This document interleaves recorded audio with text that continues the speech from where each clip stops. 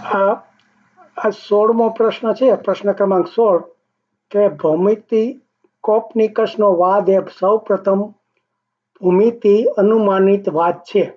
એટલે શું? તો એ સમજવા માટે આપણે જેમ ખગોળશાસ્ત્રનો ધીરે ધીરે વિકાસ થયો એમાં પહેલા કહેતા હતા કે એ બધી વસ્તુ પૃથ્વીની આસપાસ ફરે છે, તો એ જે વાત કરી એ પૃથ્વી કેન્દ્રિત વાત થયો, એટલે ભૂકેન્દ્રીવાદ કહેવાય એનો.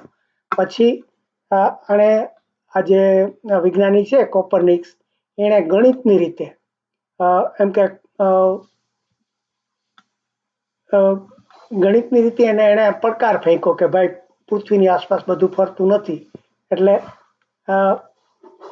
એ જે ગણિતનો એને ઉપયોગ કર્યો એ ગણિતનો ભૂમિતિનો પ્રકાર, એટલે કેટલું દૂર છે એને આપણે ત્રિકોણ ને આ બધા દોરી ચિત્રો દોરી અને એના ઉપરથી એને અનુમાનિતવાદ, એટલે ખરેખર કોઈ યંત્ર નહોતા, અનુમાન કર્યું હતું.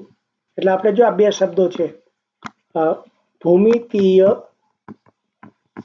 એટલે કે ભૂમિતિનો ઉપયોગ કર્યો, ભૂમિતિની ગણિતનો ઉપયોગ કર્યો એણે શોધવા માટે કે પૃથ્વી સૂર્યની, આપણે પૃથ્વીની આસપાસ બધા ફરતા નથી પણ સૂર્યની આસપાસ બધા ફરે છે. અને એ પાછું આપણે અનુમાનિત એટલે અનુમાન કરવું, અનુમાનિત એટલે એણે અનુમાન કર્યું છે, કારણ કે આપણે કોઈ યંત્ર હતું જોઈ શકાતું નહોતું, એટલે આને ભૂમિતિ અનુમાનિત વાદ કીધો, એણે જે આ વૈજ્ઞાનિક કોપરનિક્સે કર્યો ને એ વાતનું નામ.